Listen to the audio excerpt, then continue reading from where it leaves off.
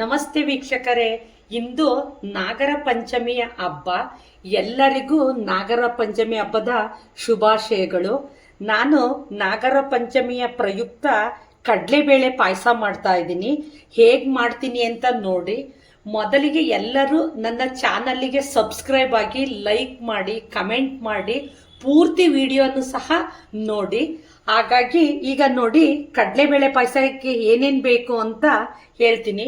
1 ಬಟ್ಲು ಕಡಲೆಬೇಳೆ ತಗೊಂಡಿದ್ದೀನಿ, 1 ಬಟ್ಲು ಅಕ್ಕಿ, ಬೆಲ್ಲ, ಹಸಿ ಕೊಬ್ಬರಿ, ಗೋಡಂಬೆ, ದ್ರಾಕ್ಷಿ, ಏಲಕ್ಕಿ ಪುಡಿ ಮಾಡಿಟ್ಕೊಂಡಿದ್ದೀನಿ, ತುಪ್ಪ ಮತ್ತು ಹಾಲು.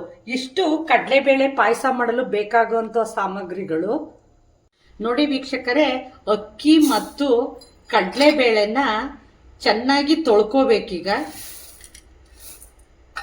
ಚೆನ್ನಾಗಿ ತೊಳ್ಕೊಳ್ಬೇಕು. ನೋಡಿ ವೀಕ್ಷಕರೇ, ಅಕ್ಕಿ ಮತ್ತು ಕಡಲೆಬೇಳೆನ ಚೆನ್ನಾಗಿ ತೊಳ್ಕೊಂಡಿದ್ದೀನಿ 2 ರಿಂದ 3 ಬಾರಿ. ಈಗ ಅದಕ್ಕೆ 2 ಗ್ಲಾಸ್ ನೀರು ಹಾಕ್ತಾ ಇದ್ದೀನಿ.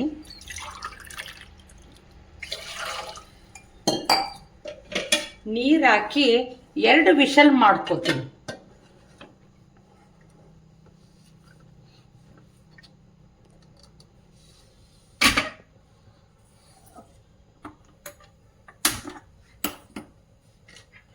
ಎರಡು ವಿಷಲ್ನ ಕೂಗಿಸ್ಕೊಳ್ತೀನಿ. ನೋಡಿ ವೀಕ್ಷಕರೇ, 2 ವಿಷಲ್ ಹೊಡ್ಸ್ಕೊಂಡಿದ್ದೀನಿ.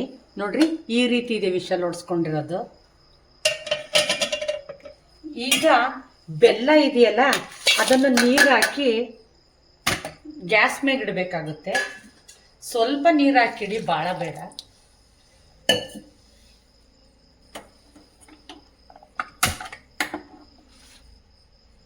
ನೋಡಿ, ಬೆಲ್ಲ ಸ್ವಲ್ಪ ನೀರಾಕಿ ಇಟ್ಟಿದ್ದೀನಿ. ಇದು ಚೆನ್ನಾಗಿ ಕರಗಿದ ನಂತರ ಇದನ್ನ ಸೋಸ್ಕೊಳ್ಬೇಕಾಗುತ್ತೆ ನಾನು. ಹಾಗೆ ಈಗ ದ್ರಾಕ್ಷಿ ಗೋಡಂಬಿನ ಹುರ್ಕೊಳ್ತೀನಿ. 1 ಸ್ಪೂನ್ ತುಪ್ಪ ಹಾಕಿದ್ದೀನಿ. ಮೊದಲಿಗೆ ಗೋಡಂಬೆ ಹುರ್ಕೊಳ್ತೀನಿ. ನೋಡಿ ವೀಕ್ಷಕರೇ, ಗೋಡಂಬಿನ ಈ ರೀತಿ ಹುರ್ಕೊಳ್ಬೇಕಾಗುತ್ತೆ ತುಪ್ಪದಲ್ಲಿ.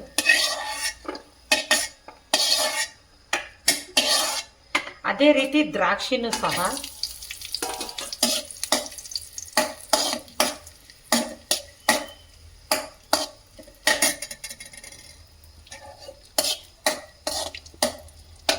ಇಲ್ಲಿ ಬೆಲ್ಲದ ಪಾನಕ ಇದಾಗ್ತಾ ಇದೆ, ಕರಗ್ತಾ ಇದೆ ಬೆಲ್ಲ.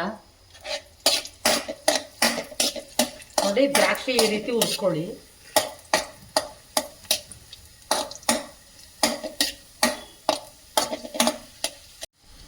ನೋಡಿ, ಈ ರೀತಿ ದ್ರಾಕ್ಷಿನ ಹುರ್ಕೊಳ್ಬೇಕು.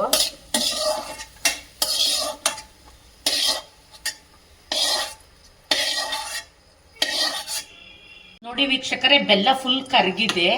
ಈಗ ಇದನ್ನ ಆಫ್ ಮಾಡಿಕೊಂಡು ಈ ಬೆಲ್ಲನ ಈ ಅಕ್ಕಿ ಮತ್ತು ಕಡಲೆಬೇಳೆ ವಿಷಲ್ ಮಾಡ್ಕೊಂಡಿಲ್ಲ ಅದಕ್ಕೆ ಹಾಕಬೇಕಾಗುತ್ತೆ. ಈ ರೀತಿ ಸೋಸ್ಕೊಳ್ಬೇಕಾಗುತ್ತೆ. ಏನಾರು ಕಲ್ಲಿತ್ತು ಅಂದರೆ ಇದರಲ್ಲೇ ಉಳ್ಕೊಳ್ಳುತ್ತೆ ಅಂತ. ಈಗ ನೋಡ್ರಿ, ಇದೆ ಬೆಲ್ಲ ಹಾಕಿದ್ದೀನಿ, ಬೆಲ್ಲದ ನೀರು.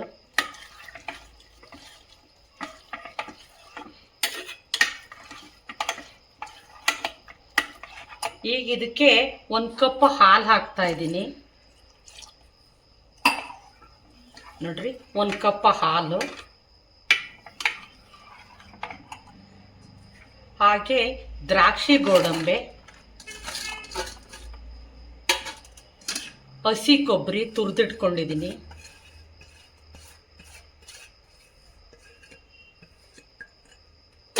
ಪುಡಿ. ಇದನ್ನೆಲ್ಲ ಹಾಕಿ ಮಿಶ್ರಣ ಮಾಡಬೇಕಾಗುತ್ತೆ.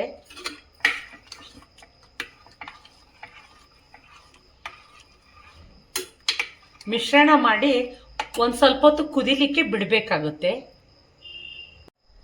ನೋಡಿ ವೀಕ್ಷಕರೇ, ಈಗ ಇದರಲ್ಲಿ ಸ್ವಲ್ಪ ಭಾಗ ತಗೊಳ್ತಾ ಇದ್ದೀನಿ.